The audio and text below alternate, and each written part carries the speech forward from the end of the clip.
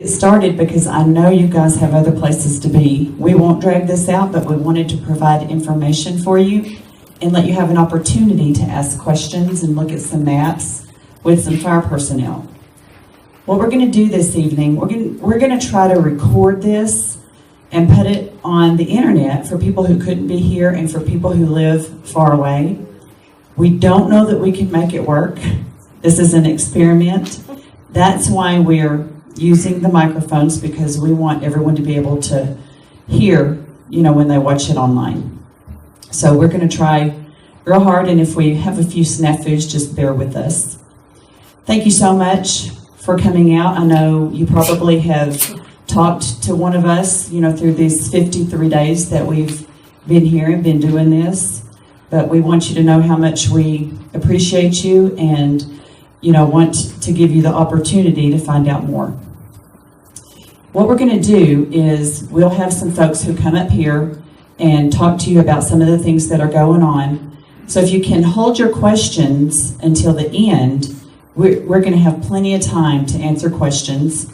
And then after that, we'll have fire personnel at these maps, and you can go over and look, show them where your part of the world is or what your interest is, and they'll spend some time with you answering some questions. We'll try to for sure shut the doors here about 7:30 so that everybody can get back home and get all the things done that you need to do with your home and family. And of course, as soon after the meeting you need to leave, feel free to do that. But we are glad, again, welcome. Thank you for coming.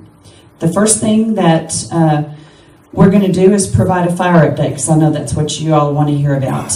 And to do that, we have our operations section chief, Paul Hone, who's going to come up and do that. All right, can you all hear me? Yep. All right, thank you. So I'm Paul Hone. I'm Ops Sections Chief Trainee on this fire. What I'd like to do first is kind of give an overview of what has happened on this fire, although I've only been here with the NIMO team since last Tuesday. This fire started, as was said, 53 days ago, and it's had multiple fuel-driven runs that have, when it wants to, the fire has stood up and moved where it really wants to go. I got here last Tuesday, and the majority of activity was being focused, and fire activity down here. There's a briefing that right here. Right here, kind of where the North Platte River makes it through the gap there and comes up near Highway 125, sorry. So there's a lot of effort being put into that to make sure that the structure in this area was buttoned up and kept safe. Firefighters worked very hard to do so. They had to do some burning to make sure that no fire got too close to the structure, and we were able to button that section up fairly nicely, although there's still some smoke up high. Since then, the majority of the focus has been up on the north portion of the fire, where County Road 98 comes and then turns into Forest Road 498. I think you call it Big Creek Road. So there's been a lot of work done up here. In fact, yesterday we did have some spots that backed their way down and got pretty close to the road. There were two small spots that made it across the road, but we're lucky. There's been some lighter fuels there, some sage and some mixed low brush there. Firefighters had good success last night and this morning, and as of now, nothing has crossed the Big Creek Road. We used helicopters this afternoon to keep it in check, and we're going to have to just keep a close eye on that. They put some contingency lines up there so that if it does cross the road, we have higher probability of success. But like you folks have seen over the 53 days of this fire, when the fuels and the wind get into alignment, the fire stands up and does what it wants. Our primary focus is to keep you safe and our firefighters safe. As far as the rest of the fire, Parsons Draw area is looking pretty good. In fact, they've started to pull some of the structure protection equipment out of there because they've got a comfort level on the amount of heat that they're seeing down in the unburned fuel areas. They've also started to repair some of the damage that was caused in the suppression efforts with dozers, and they're working to get things turned back as well as we can at the conclusion of this. Community of Pearl, beautiful place, by the way, beautiful place. looks pretty good up there. As you know, it's a big wide open green meadow. There's water up there. Folks in that area are looking pretty good. Our firefighters worked very hard in the Big Creek cabin down to Twisty Park area to evaluate all the structures that had previously been protected with structure protection hoses and pumps. Again, to the point where they feel comfortable enough to pull some of that out. And they've been doing that the last couple days. There are a couple structures that they wanted to keep some of those hoses and pumps in place so that if they had some unburnt pockets of fuels that heated back up, they could fire those pumps back up and protect things. The south end of the fire around Schaefer Ranch still has a couple pockets of heat, but if you're familiar with that area, there's a lot of standing water in riparian as it goes down to the big ATV bridge. So we're keeping an eye on that. Yesterday, we had discussed a little bit about possibly putting some helicopter buckets on there, but it didn't look bad at all today. They had a lot of high, humid RH recovery last night, so it looked pretty good. Along the south end of the fire, we have not seen much for movement in many days. In fact, for a week, we haven't seen much movement. We're lucky in that area that when it does come down off the mountain, it gets into some lighter fuels with some grass and sage. So all of the runs we have seen have actually put themselves out by the time nightfall came. What to expect for the next couple days? We're really going to continue to stay focused on the Big Creek Road. Tomorrow we're supposed to see some more favorable weather to include some winds that would maybe really help us out. I flew and drove up into this area of the fire today, and there's a lot of heat still up in there. It was backing against some really strong winds up the slope and up to the main ridge line. So this thing still has the potential, as you have seen as members of the community, for it to get aligned with wind and fuels and put some big smoke up and make some movement. However, we feel like the direction it's going to go is in an area where there are less structures and less impact on the community.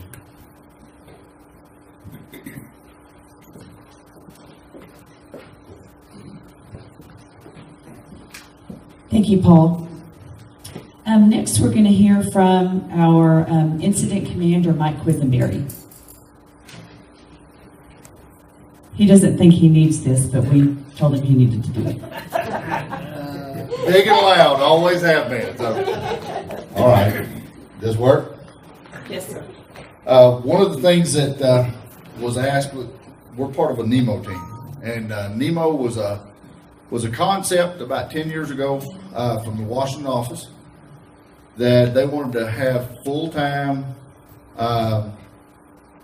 incident management teams to be available to deal with fires all over the country, and with the intent that we could physically come in and stay longer than most other teams could. So we don't make a 14-day commitment. We come in and actually I found out that the game warden, Pepper, doesn't have a very good sense of humor, because I was talking about shooting an elk there the other day because I was going to be here so long.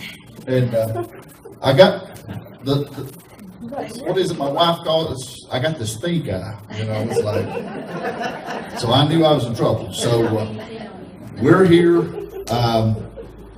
One thing that we do bring, because we can shuffle folks, it doesn't cost the taxpayers as much money for us to move in and move out. So, we'll be here almost 2 weeks come Friday.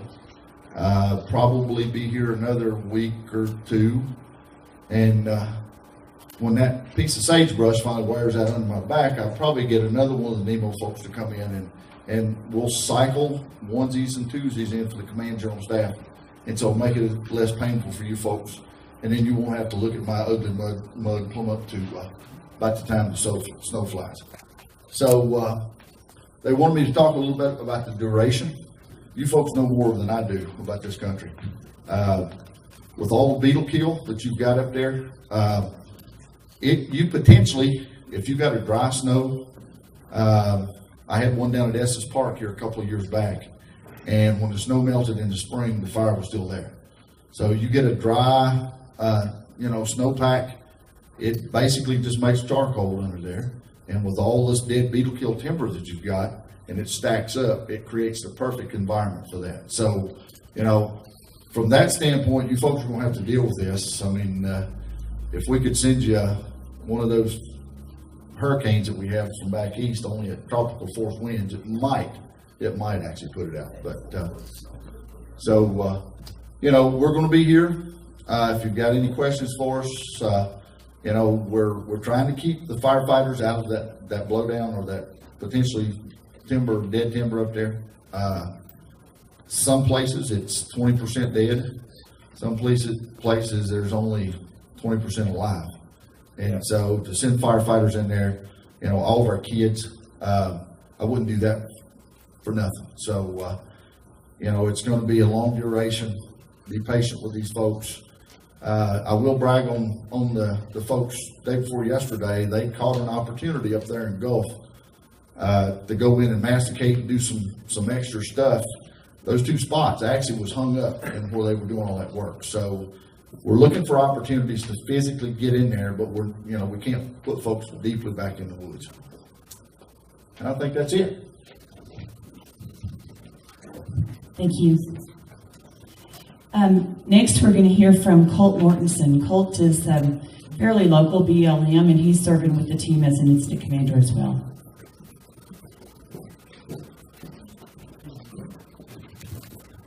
Thank you very much. Like I said, I'm Colt Mortensen, IC trainee here.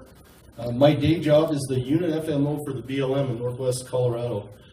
So pretty familiar with this place, and 53 days. I've been here for the majority of those 53 days and experienced it all and living this with you, and I'm going to be here for years after that, so I'll be with it. Part of the question that's brought up is why 53 days?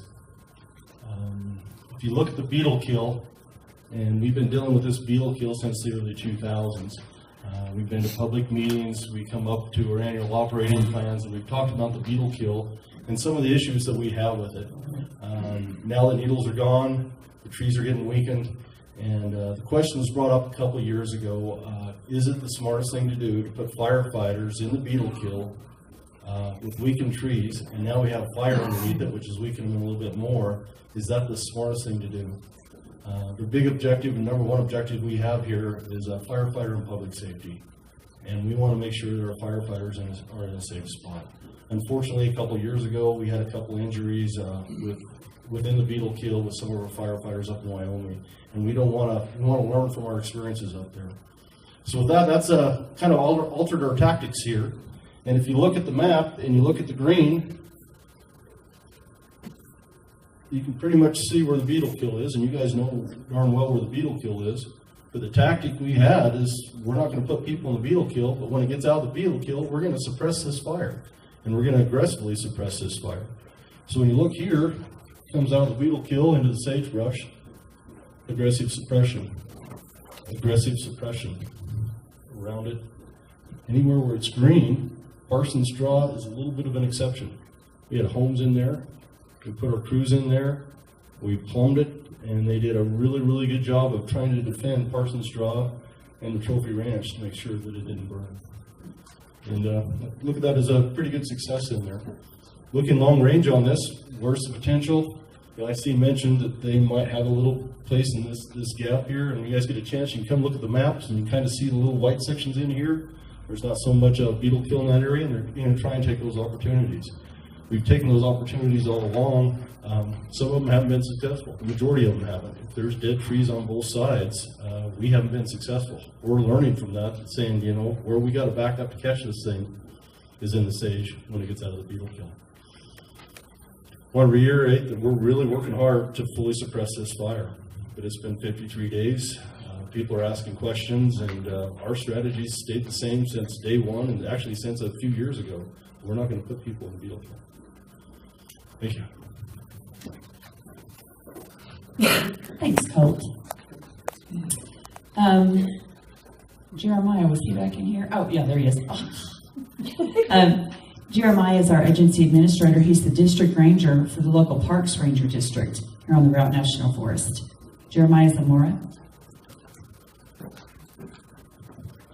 So as everyone said, it's been 53 days, so I need a cheat sheet, and my sleep is not what it used to be, and so my memory isn't. So first thing I want to do is I just want to express the appreciation we have for all the teams that have come in here and helped. From the initial response, which was our local AFMO, Ichiro Stewart, through the blue team, I see Russell, I see Warder, and now the NIMO team that's in here.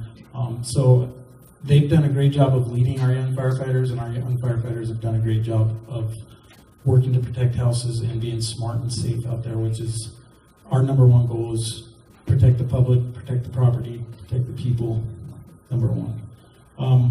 At this point, I do need to iterate, there's a lot of talk around town. The official stance of the United States Forest Service, since this did start on us, is it is under investigation. It is actively being investigated, and we have no other news of that right now.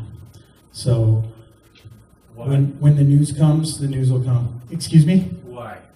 Why is it under investigation? These other fires in the state, they nail the guy right off the bat. It's on the news, but here it's been going on for 2 months and no name or no. Why? All I can tell you is that it's under investigation, sir. The law enforcement takes care of that. And we do not have our law enforcement here because they're busy working. Is that why I have firefighters snooping around my property yesterday? Had 3 of them in South Dakota coming out and taking pictures of all my stuff. Can't answer that was question, sir. wrong. Well, you guys need to put it out and let us back to our lives. We'll be able to talk about some of that a little bit later. We have I hear the same thing. You guys are protecting yourselves. The trees are still there after the fire goes through. So what are you going to do? Close the forest off? we'll go ahead and take questions and answers when we're I've done seen here. you lighten the fire. And we'll be able to look at maps That's and wrong. talk to you privately once we get I'm not done. going to talk privately, and you guys have burned cattle. North of me, you burned three yearlings. And then I hear from State Line, they don't know how many cattle they have now that you guys lit up at the Platte River. You burned in where they had 400 head of cows. You guys lit it up before they had a chance to get them out. We haven't heard any reports of that, but we do have a claim process for people who feel like they have a loss. I talked to them while I've been working down there, and that's what they said. They do not have an accurate count of what they have. So, unbelievable. Why do you light it up and then say, oh, get your cows out? I haven't had any reports of that at all. I've been down there almost every night for 8 weeks or however long you said this has been going on. And I've watched you guys light fires, either out of a helicopter. No, yes, sir. I'm not disputing personnel. that there have been any that we haven't used fire to fight fire. Excuse totally, me, man. I'm totally not. I listened to a radio from one of the security officers. You guys lit it up. I'm not arguing with that. Well, I'm not arguing with that. What I'm saying wrong. is we don't have any reports of anyone that's lost cattle. And if someone has lost cattle, we do have a process in place for them to file a claim to get reimbursed for that. Yeah, but nobody knows about that stuff. We're going to have to go ahead and continue with the meeting, but we'll be happy to answer questions once we get a little bit further on through the meeting. Well, somebody needs to know. Well, sir, everything will come out as we have time to get it out. Investigation will come out as it goes through the investigation process. That is something I have no control to make it go faster. As for the claims, there's the process to go through on the claims. People who have lost cattle, if they have lost cattle, will come to us, we'll verify, and then we'll go through that process. So that is not something we're going to settle here and now. That's something that needs to go through the process. At this point, I thank the firefighters. I thank the teams that have done the good work here. I think we've done really good work. I think we have successes. It's easy to look at the places where we haven't had successes and to question that. But where we have had successes, especially on the Forest Service, is the 600 road. We have 30 or so structures in there, and although we lost some outbuildings, no residents were lost. And to me, that's a huge success. It's in the middle of the forest. There's trees all around it. Part of that was working with the landowners or the rec residents people, the permittees, excuse me, and clearing the trees using the Firewise education program to actually get defensible space in there, and it allowed our firefighters to have success. So I think those things are important to point out. The fuels treatments that have been done around those areas, Big Creek Lake, the hazard tree removal, those are all things that we did as action management, active management, in order to reduce the threat to those houses. So it's easy, like I said, to look at places where we didn't have as much success, but I think we need to focus on some of the places where we have had success. We have been able to put this thing and put it to bed around some of the houses and save structures. So that's what I got for you guys. If you have any questions, you can always come in. I have an open door policy in my office, and usually I'm there. Especially now I have some help as an agency administrator, so I will be around. Thanks, Jeremiah. Hey, I heard that I was busy introducing people and didn't introduce myself. My name is CJ Norville, and I am the lead public information officer here. We have a few people here, who their main job is to try to get you the information about what's going on. And as I said, we absolutely will have an opportunity to have more questions once we get through. Next, we're going to hear from our Bureau of Land Management Agency Administrator, Stephanie O'Dell.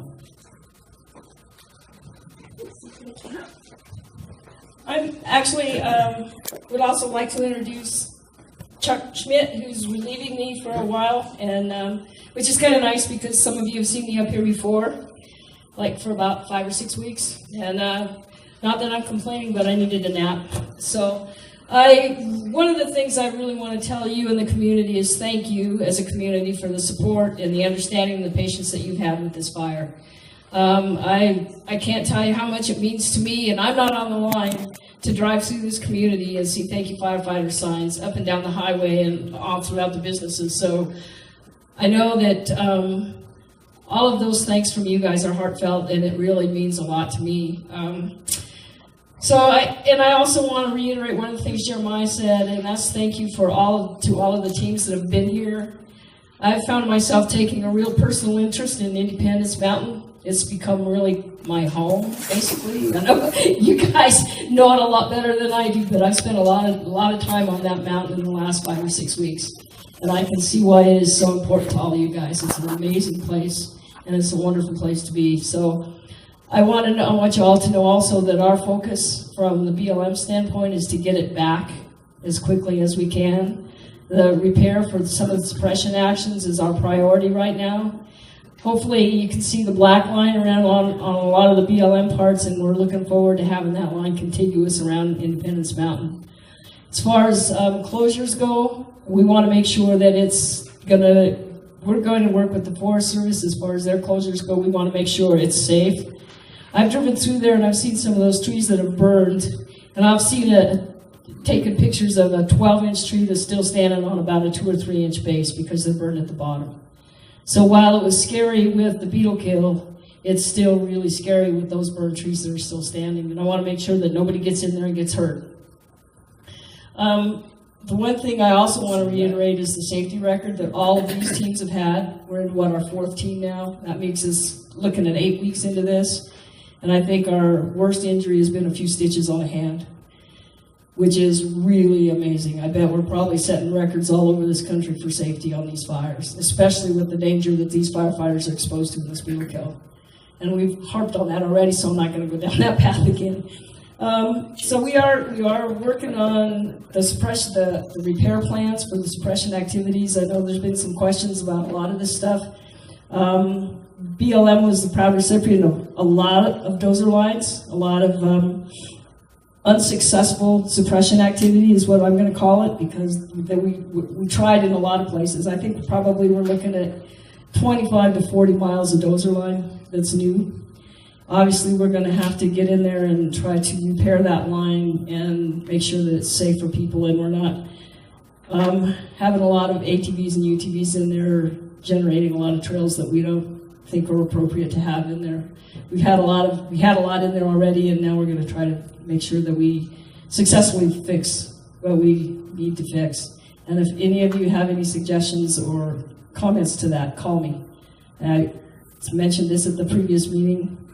If you have any questions on any of this or you want any answers that I can give you on the PLM side of this, call my office in Kremling, and my phone number is on my voicemail. So, and thank you all for coming. Thank you, Stephanie. Now we'll have Steve Ellis from the Colorado Division of Fire Protection. Thank you. Steve Ellis from State of Colorado, Division of Fire Prevention and Control. And our number one mission since 2012 is to assist the counties when they have a fire like this that exceeds their capabilities. From the law enforcement part to the fire suppression part. As we know, Jackson County has one fire authority, just a few volunteers that covers a huge area. So when we have a fire like this that exceeds their capabilities, the sheriff, along with county commissioners, give me a call. We come through, we assess the situation, and then be able to assume control of the fire from the county to help them not only financially, but so that the county can get about and do their own work. So, for example, security. I mean, most of you have been around. There's lots of security officers out there. In Jackson County, we have a sheriff, undersheriff, and a couple of deputies. So if it wasn't for the state being able to come in and assist the counties, those county sheriff's deputies would be running ragged trying to keep the roads closed and people safe within the county. So that's our whole purpose for coming in. And as long as it's the fire continues to be a threat to Jackson County and the residents of Jackson County, the state of Colorado will stay involved. Thanks. Thank you, Steve. Now we're going to go ahead and open it up to questions. And what we'll do is, since we're trying to record this, ask a question and we'll repeat it. And then one of our folks, whoever's most appropriate to answer that, will answer it. Who has a question? How about the game warden lady? Well, okay. What's your question for Game Warden I Lady? wanted to know what the hunting regulations are going to be for this year. Okay. Pepper? My name's Pepper. I don't. Yeah, Sorry. We're recording. We're recording it, so. So the game warden lady. Sorry. My name's Pepper Canterbury. For those of you who don't know me, the west side of North Park is my district. Josh Dilley is my partner on the east side. As you know, we both kind of work everything in North Park. As far as hunting regulations, nothing's going to change. We can't control the closure. It's the land managers that control the closures on the private or the public land. So we will be operating as normal. For those of you, anyone here raise their hand if they have a Unit 161 specific tag. Okay. So you guys should have gotten, what is it for elk, deer? Everything. Deer, elk, bear. Okay, so you guys should be. Bear isn't Unit 161 specific, but your deer tag probably is. So you should be getting a letter in the mail in the next couple days. I know I have a moose hunter that called me today. He just received his letter. And it will give you specific options of what you can do with your tag. What if the tag is already started? I have a private land cow tag and it started. So private land only tags are not going to be included because the private land only tags are good for all of North Park. So tags that are only Unit 161 specific, where you can't possibly go anywhere else in North Park and hunt. It's only 161. Yes. Those are the only tags that are any of our new policy is going to change for. Means they're null and void or what? No. So your options, if you have a deer tag, correct? And we can answer. Early cow tag. So if you want, I can answer that question in the back since you're the only two with 161 tags. Well, but basically, there's more than us that have it. That we're dealing with your representative. right, and you can pass that information on. Okay. So basically, though, Unit 161 specific tags only. If you can hunt in any other unit with that tag, it will not apply to you. But the 161 tags, you have the 30-day, you have 30 days to turn your tag in before the hunt. That is exempt. You have until the midnight the night before to turn that tag in, or you can continue to hunt in whatever open areas there are in 161. Or you can turn your tag, you turn your tag in, you would get your points back and your refund. So more specific questions, since you were the only two that in the room, it looks like, with those tags.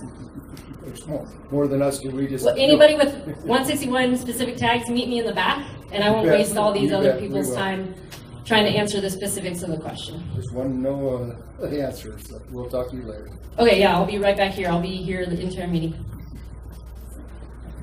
So the question was, I'm sorry, the question was, I should have told you this before she answered, was about Unit 161 and what people who have tags for just 161, what were they going to do? Because that area is closed.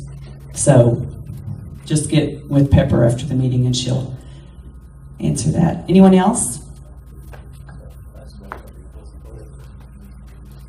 Anyone else have any questions or comments? How long after the fire do you anticipate the closure to be? The fire is out. How long after the fire do we anticipate the closure to be in place? Can you answer that, Jeremiah, or Yeah, it's, so okay. I'm just going to get the microphone, that way the recording can hear me. So the anticipated release of the opening things up will be as soon as it's cold. When we deem it safe, and we've got experts out there that'll deem it safe, it should open up for sure all of the areas that were not affected but were closed for precautionary reasons. How about within the fire boundary? How about within the fire boundary, he asked? Yeah, within the fire. Okay, within the fire boundary, you know, I'm gonna defer to the forest supervisor is the one who has those closure orders, and he's the one who has to sign and agree with those. What I'll do is we'll talk about it. We'll get the information out as to what we're going to expect. My expectation is that we're not going to close it and say you can't go in here ever, because at some point, you know, we're all responsible adults, and we'll put the safety on ourselves and on you as well as a public citizen. That being said, we may have to wait until some events come through that actually knock some of those trees down. It's really dangerous in there. I've seen trees that look like a beaver has hit them, multiple trees, and it's just the fire burned around, so there's very little. They were unstable before, now they're really unstable. So we'll do some assessments and see how long that may take. And it may be a winter, open up in the spring. That would be the anticipated longest time duration I see. So is there going to be security on the roads going in around this fire area to keep looky-loos and looters out for us people that have cabins in there? The question is there going to be security on some of the roads entering into those areas to keep those private properties and homes safe from looters? As long as we're keeping you guys out, there will be security out there. You will be the landowners and the people who own property will be the first that are allowed in. Once you're allowed in and we no longer have security, it's going to be just like it is with anyway. So They opened up a back road to our place that's never been there before, and how are we going to close that up to keep people from coming in? I mean, it's a main road going to the West Loop Road. Bulldoze. It's a bulldoze road. I mean, it's wide open, which was nothing but a closed up trail. So you're asking, and this is just for the benefit of everyone on the camera. We're supposed to let you know what improvements they have to do before they move out. Correct. And we're aware of those things. We have instructions and a plan in place to close those roads, drop trees across them, get some, and depending on how bad it is, we would basically reform the area using excavators. It's a main road. It's a main road. We'll fix it. We're pretty effective at shutting down roads. Okay. So we will work on I'll talk that. to you. And it'll be going through the fire team, so we'll be using the fire team. They won't be leaving a mess out there. They're going to clean up It's the not a mess. suppression. Yeah, it could be It's a main road. I is have what it an is. answer to that question as well. So our firefighters are working with the BLM, the Forest Service, the state, the county, and if you've got a road that needs to be closed that we opened up, we'll make it right. We just need to know which road it is. Couple of gates and a padlock. Yeah, so we will return it the way we found it. If it's a damage that occurred because of our suppression activity, we'll fix it. But you gotta let us know, so come grab me, we'll go up to We the need to map. be able to go see so we can let you know. Sure. Sometime we need to be able to go and see before everything's. Where do you live? Wheeler Creek cabin. Wheeler Creek? Okay, so there's a process to get from the sheriff. You can come, get signed in, come to camp. I'll call my folks out there, say, these people want to come in. Is it safe? They'll say, yeah, they have to be escorted, or no, it's not safe right now because it's super windy. We'll get you in there to look at it. You can tell us what we need to do. Thank you. Thanks, Paul. Thanks, Jeremiah. Other questions? I saw several hands. Most of your forest roads, over the last few years, they've cut them back to 200 to 250, 300 feet. 100 foot on each side. What is unsafe about those roads? So the question is, over the past few years, many of the roads have been cut back 200 to 250 feet. And what is unsafe about those roads? Why are they closed? Yeah, why are they closed, but along with our county roads? So the closure order on those roads, some of those roads, you're absolutely right. We were able to actually clear cut along the sides and get everything out that would have been a hazard. Some of those roads we weren't. We actually left trees that were alive because we didn't want to just take everything. Some of them were alive. A lot of those trees are now burnt, so those trees pose hazards. The other reason the road closures are in effect is we have traffic with the firefighters going back and forth, responding to different areas where it starts blowing up. They need to have a safe ability to get out or get in. So that's why those roads are closed. They're all about protecting the firefighters and the public from getting in areas where it's not safe. Okay, I see you closing a one-lane road, Forest Road or BLM Road, but why a two-lane road like 6 West? He can see the reasoning behind closing a one-lane road, but why a two-lane road like 6 West? Because 6 West goes through the fire. That's the main artery for our firefighters to get through there. It's two-lane, We pass it right out here on the corner. I understand that, sir, but what we're talking about is access to the fire is all over the place. We're trying to keep it as safe as possible and not have a million people on there on every single little arterial road stopping people from going up there. Looky lures. And at one point, and as you get up towards Pearl, that's the fire area. There's a lot of roads that head off that our folks need to be able to access without anyone there. That's true, and that's where they started clearing the timber away from the forest roads that far. That should be a safe road to travel on, even with the fire people. There are shifts, and they should be, most of the time when I went up there, they're usually just sitting in an intersection. I've never run into a vehicle. I've been up there and run into many. Well, most of them are SUVs and brand new pickups. Type 3 engines are also going through that. And those are really large. I spent 2 days on the Big Creek Road with some people from Kansas to work on their cabin. 1 fire truck in 2 days. 1 fire truck. The rest of them were security and just, I don't know what they were doing, looking around to look for flames, I guess, or light fire. I don't know, but it wasn't a hazard. Yes, ma'am? I would like to make a comment on that. We live in the Pearl area. We want to thank every single firefighter, engine, security person that has been there. You got that right. They have helped us so much in the 53 days do what we need to do on our ranch. We have seen ambulances, we have seen fire engines, we have seen security people. They are there to help us, to protect our cattle, to protect our homes.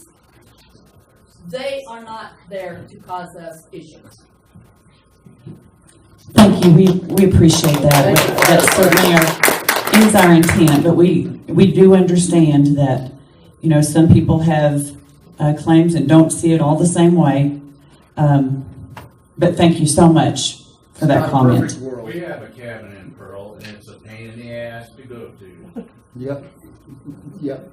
For no reason, but you don't have any cattle out there. No, but if I did, Yes, ma'am? I'm from the Pearl area We're sisters, my brother. I have John. We've been up there John for can get me out 53 of it. days. I mean, we live up there, but we've been there for the full 53 days. And believe me, we have seen more engines and stuff, but they have never, ever given us any trouble. Good, that's good to hear. I appreciate that. And it is a pain to get in. When you want to go in and, or come out, you always have to stop. Gotta call the sheriff But it 23 takes, times. it takes you some of maybe 10 minutes to go through it, and you're free to go, and they know we're in there, so if something happens, they can get us out quick. We understand that people want this to be over, and they want the fire vehicles to go home, the firefighters to go home. They want the fire to go out. We want to go home too. We have families that we want to go home to. We strive to do the very best job we can. None of the firefighters that I've seen or know of would ever intentionally do anything to harm your property, make things tougher for you. If anything, they really want to make things easier for you. I know these firefighters, it's hard for them to have the patience to employ the tactics that we're using right now.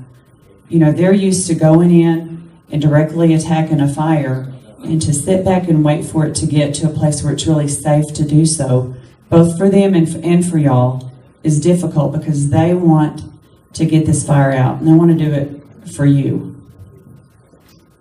Yes, sir. I haven't said that they didn't do a good job. I'm all for that. It's just that I would like to have access when I know that road is safe. So he wants to have access. He agrees that the firefighters have done a good job, but he feels like the road is safe. Yeah, I think you probably do think it's safe. I think some of our fire managers think it's not. And I think that's because they've seen the fire behavior over these last 53 days and fires spotting well over dozer lines that were 6 or 8 blades wide. And so just having people in there, a fire that picks up and really moves, as we've seen this fire have the potential to do in the past, really poses problems for fire vehicles and things that are trying to quickly get somewhere. We don't want to put our folks in danger, and we certainly don't want to put you in danger in any way. We understand that it's really inconvenient. I wouldn't like to be out of my home or displaced from property that I feel like I have a right to get to. Sir, it truly is about your safety. And those kinds of things are constantly being reevaluated. So in the next, few weeks, I know that our incident commander and the sheriff are talking just about daily, or now the undersheriff, are talking almost daily with our fire fighters to see, is it safe? Are we at a point yet where we can open this up? One thing we don't want to do is let everybody go in and then say, you've got to get out again. We want to make sure that things are safe for folks to go in. Stephanie? I would like to reiterate that it is the evacuation order. The evacuation order is a product and the responsibility of the sheriff's office. It's not a responsibility of the federal agencies. That responsibility belongs to the sheriff. I look at your incident report on the internet, and it's just pretty much word for word every update. And I look in the sheriff's report, and by golly, last report he had was in June. He says the updates are the same every day, and you know what? We talk about that ourselves.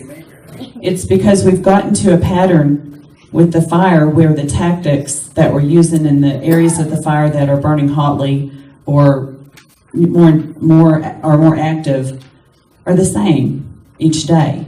We're not having, this past week or so, we haven't had a lot of change, which we think is good. We haven't had a day where we gained 3,500 or 4,000 acres like we did week before last. So some of that information that you see is the same, just because that's the way it is. Yes, sir? So Where's the fire, the active fire between here and Pearl itself? I mean, Road 600 has got to be out for weeks already. He's wanting to know where active fire is around the 600 road. Okay, so a majority of the heat is out of the 600 road where it burned really hot.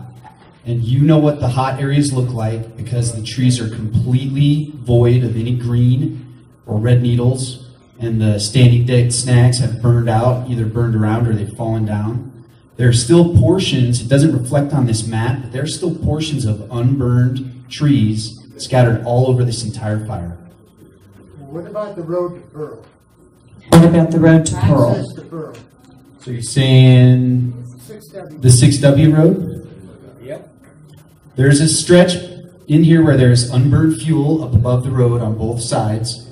It burned very hot in one portion over here, but it left a big chunk of unburned trees on a different portion. And we have not put firefighters in there to cold trail, put your hand down in stump holes and see if there's anything to rekindle and torch out those trees. So you're saying it's unsafe to go to Pearl on that road? So are we saying it's unsafe to go to Pearl on that road? I'm saying there's a concern for your safety, and the sheriff's office has agreed with it. I'm concerned as the ops chief that if that road's open and there's a ton of people back in there and we do get a blow up, we're going to have a bunch of added chaos in there with people that we're trying to get into a safe place, public, you folks, and our firefighters. Well, I'm not gonna stay in that quarter of a mile of forest when it's burning. I'm gonna move out to the sagebrush. And I'm not going to either. I'm going to move out into the sagebrush too, sir. And the sagebrush is where we've been able to catch it a lot of times, but we're not saying it doesn't burn there either, so. I know it burns, I've set fires. But you have the black containment line all the way from Pearl up 35B. It goes all the way up until it starts going up the hill. All along that whole meadow has been contained for more than 2 weeks. Right? It's been there for about a week. We just closed this off today. Okay, I'm talking 35B. That's In through here? east of Pearl, right? Okay. You jump there. All I can say is we've been working with the sheriff, with the land managers. Internally, we're trying to keep you safe and our firefighters. Okay, well, here's the deal. I have a contract with BLM that has to be either extended by the 1st of September or, I don't know, I guess I'll lose whatever's left. Is that for timber? Yep. Timber contract? Yeah, on Wheeler Creek. So there's a timber contract in Wheeler Creek with BLM. I can assure you that that contract will be extended once we can get back in there. You're going to have your time. The other thing that we're going to have to do is go back in when it's safe and see what's left. What's left? And that's the honest truth. We're going to have to go back in and reevaluate that sale and probably do some renegotiating. Well, I understand. That's what Ken told me. He told me Ken Belcher told me just go ahead and sign the extension. But we have other things besides that need to be done on that property. And I just can't see why the road is cleared the trees for 100 yards. I'm sorry, but that area is going to remain closed until the entire fire is safe to go in. And that's just the decision that we as land managers have to make. That just doesn't make sense when you know it's safe to drive up those roads because there isn't any trees on either side of it. 3 weeks old, yeah. This is what as a policy for both land management agencies, we're going to leave it closed. Under Sheriff Jared Poley, did you want to address some of this as well? So a lot of the roads are closed, like they said, due to safety. I understand that we have 6 West, and it is a 2-lane. However, like they were saying on this map, we have several areas that did not burn. There is a chance it can re-flare up. Last thing we want is trying to get firefighters to a certain area and have everybody else in the way trying to evac. So until it has been deemed clear by the Forest Service and BLM, the Sheriff's Office will be declaring it as closed. Okay, so then tell me this, were all the assets pulled out of that Wheeler Creek area, the pumps, the sprinklers and everything else? You said you're pulling the assets out, right? Is that what you told us? Certain portions of the 600 road that are secure around the structures have been removed. 35 road? 35B. The same thing, they've evaluated those structures. They have not pulled hose from all of the structures. However, it's not just around the structures where we're concerned. There are unburned pockets of standing fuel that still have not been checked. They're interior, and they could have multi-group tree torching and cause problems for the fire to begin to run again. Well, I understand that. We tried to get a fire break around that 160-acre parcel, and most of that parcel did not burn. Why don't you light them up? You lit up all of my side. Whole east side, you guys lit Better up. not light up private property. They did. Whatever. They used state land, they lit it up, went into ambulance, Let's went into Parsons. let's go ahead and after the meeting, we're going to get, Paul, can you get with some of these guys and maybe Jeremiah or someone? We'll talk because I think there maybe are some more questions as well. Okay. I agree. Any other questions? Yes, sir. For Stephanie, what do you anticipate with people that have grazing allotments on BLM that are either partially buzzed or burnt completely? Do you plan on opening them up next year, or are there going to be closures for 2 or 3 years, or what? Carl, I don't know the answer to that right now. We're going to have to reevaluate. If we can't open them up next year on your allotments, the non-use will be approved and there won't be any penalties. Yes, ma'am. As a family that has been evacuated from a permanent residence for going on 2 weeks now, we would like to say thank you for saving our home. Thank you. Other questions? Thank the firefighters. We understand that people are getting tired and they don't always agree with our decisions. Totally understand that. Sometimes I don't agree with decisions that are made that affect me either, and I don't like it. But as far as some of the things that we talked about this evening, we do have like a process for claims, and we actually have a person here that can answer some of those questions. Carla, would you raise your hand over there? If you feel like you know someone or you yourself have a claim that you need to make, please talk to Carla and we'll get that figured out. Please feel free. We're going to have people standing around these maps who can answer some of your questions, and maybe they won't answer them the way you like, but we'll figure it out. I just want to say, I do want to thank all the firefighters, and I think they're sticking their neck out, and I understand. I don't quite understand when you have a contained line, but I do want to thank all the firefighters and all of you guys for all the work and putting your butt at risk that you did. So I do want to thank you for that. Thank you. Thanks to firefighters. Thank you so much. Okay, well with that, if you want to stick around and you want to talk to some folks personally, please feel free to do that. Again, thank you for coming out.